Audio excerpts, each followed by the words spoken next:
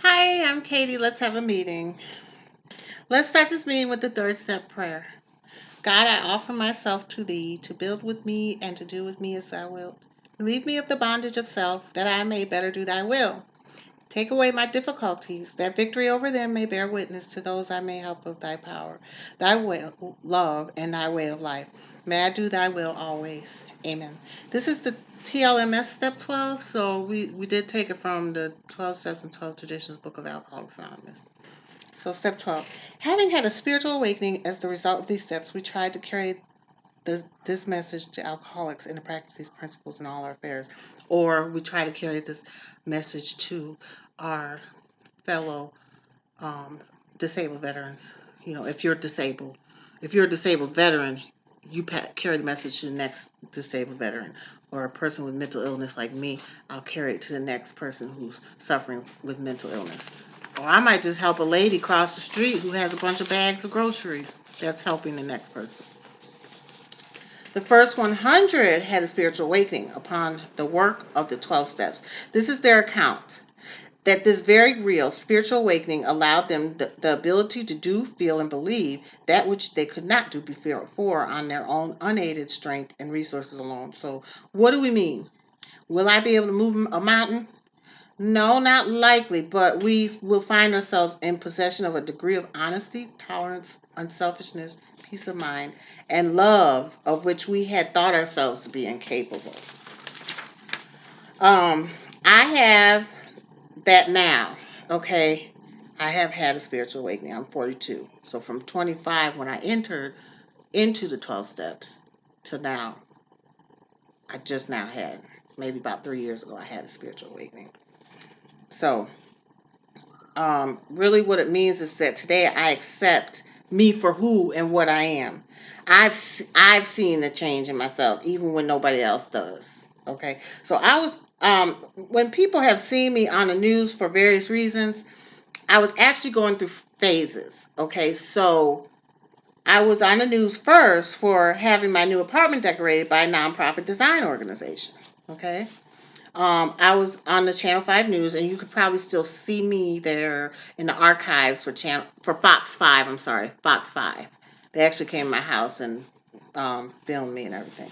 I was clean then for about a good, maybe close to 6 years, and I was barely sober though. I was barely sober. However, for sobriety means soundness of mind. It would mean that I had had a spiritual awakening, but at that time I had not had a spiritual awakening. Okay, so when you see those archives, you'll see I had not had an awakening at that time. These are very real. You guys can actually see me in my phases. The second phase was when I appeared next in the news when I had took $100 from the till at the Waffle House. I was not the one I was working at, but a different unit. I had actually stopped working to take care of my mental illness and my addiction problems. But during those addictions, during in which time I relapsed, I ended up taking $100 out of another Waffle House unit, and I paid it back in the morning when the bank opened. So I still paid it back, and I paid restitution for the harm done through legal matters. So I was practicing the 12 principles, but I was not doing the right thing. You see what I'm saying? I felt like in my heart I had to pay it back, and all my friends, a lot of people I know tell me I didn't have to do that. I said yes, I did. You just don't take something from somebody and not pay it back. The last time I was in the news was the time when I was beat by the police officer at the Chevron Food Mart, and I was sent to Georgia Regional Hospital where I received my long awaited, much needed medication. Now, mind you guys, I had my first break at 19. I'm 42 now. So that's 3 years ago. 4 years ago, maybe, somewhere around in there. Right around where I had my spiritual awakening. I had actually had time to clear my head because I was in there for 9 months, and I was able to get the right medication. I have been treated for this since I was 19, but I'm just now finding the right medication cocktail for me. So my life has changed because of my medication. Um, I realized what my life purpose is, so I'm happy about that. Slowly, I begin to see when I'm being used or abused now. So I was being abused by my spouse then, and I was the breadwinner. I was buying everything. I had a lot of money. I was taking care of my family. including my husband that I married just so that he could stay with me. So I was twisted. That's codependency, y'all. And I was allowing him to beat me and do terrible things to me and rape me and um you know but when it started to get to the point where he was doing the same hurting my child, his child, that's when I had to take matters into my own hand. That's when I became homeless. But I made a change. I got out. I ended up going to a safe house. So that's how that happened. The types of service work is endless, and it includes just listening. So you can just sit and listen to somebody. If you have no advice to give them, that's fine if you just listen. But you can always tell your story if it relates to theirs. And you can always find a similarity between you and the person who you are listening to. So when you're working with others, listen to their story, find a similarity, and try and find a story that fits that in your life.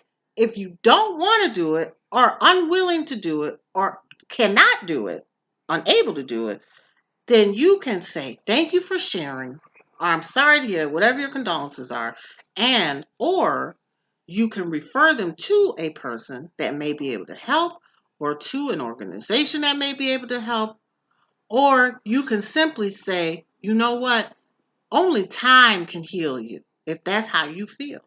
So there's other ways to help people. Y'all don't have to actually save them. You can lead a horse to water, but you can't make them drink. So you can always share your experience, strength, and your hope. What happened, how you got through it, and what it's like now. Okay, that's how you do that, really.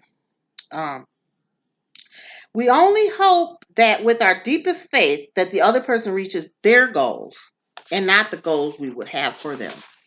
Okay, so we live and we let live. And through failure and success, we come to terms with all of our life's experiences, adjusting with neither despair or pride. We develop some more, still more, only to discover that the best possible source of emotional stability, physical endurance, and financial security all comes from a power greater than ourselves.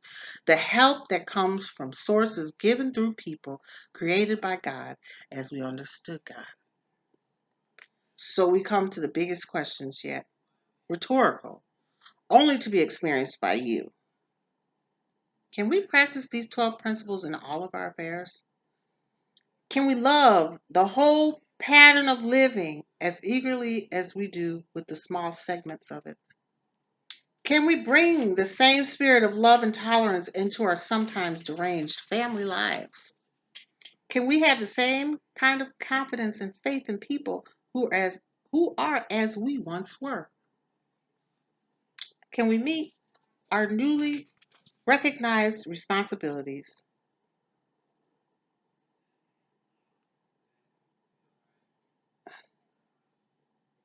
to a world at large? I can't read my writing. Can we find new joy of living in trying to do something about all of those things that I just mentioned? Can we accept poverty, sickness, loneliness, and bereavement with courage and serenity? Can we remain steadfast with humility when we are denied benefits and opportunities? When willing to place spiritual growth first, we can answer yes. Then and only then do we have a real chance at understanding all of the 12 steps. Thank you for listening. That completes our 12 step meetings. You can always go back to the videos, subscribe so that you'll have them all there and you'll know when you'll be able to see the next video.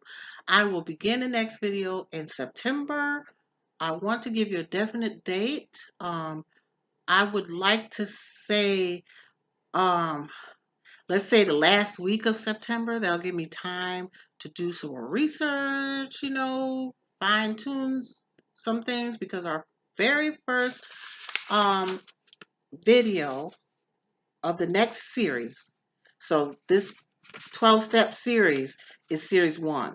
The next series will start the last week of September 2021. Okay? And it's going to be on relapse and recovery. And don't look at relapse as just like how people drink and drug. It's not drink and drug relapses. It could be any type of relapse.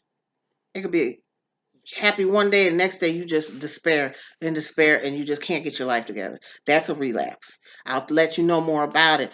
But there are all kinds of different relapses. You could be a product of abuse, an abusive marriage or relationship, and you do real well staying out of those relationships and go right back to it some odd years later or some odd days later. See what I'm saying? I'll I'll let you know what relapse and recovery is all about, you guys. I've been there, and I want you guys to know my experience. Go to those news clippings. Get to know me, you guys. I'm me. This is me. And yes, I've been in the news 3 times for different reasons. One criminal. One criminal reason. So I want you guys to really look at that and look at the phases I've gone through. And hopefully I'll keep continue to grow and y'all will see the changes I've made, especially with my nonprofit. So go to our website at tlmsinc.org. Make a few purchases. I got some new stuff in, you guys. I'm going to go ahead and get those uploaded to the site, to the store, so you guys can shop with new things. I've had some people show some interest. If it's difficult to navigate on the website, just give me a call and I will help you put an order in. You can come by the house and pick it up. I don't care. Just or make a donation. So that's all we ask. Or just make a comment. You can comment to the YouTube videos, subscribe to the YouTube videos because whatever proceeds come out of that, if they ever do come out of it, they will actually benefit TLMS, not me. TLMS. I'm fine, you guys. I'm gonna let you know I got income. I'm fine. This is to benefit those people out there that are suffering too. And y'all let me know who's suffering. Don't let it just be the people I know and the type of people I know. Let me know who's suffering out there and what they're suffering with. And I can help. We can help. Okay? So I'll see you at the end of September. And I appreciate you all. This has been great. When you see me again, my tooth will be fixed, hopefully. Get my tooth fixed in September. So I'm going to keep you in my prayers. Y'all keep me in yours. And have a great end of August, beginning of September. All right. See y'all later. Love you.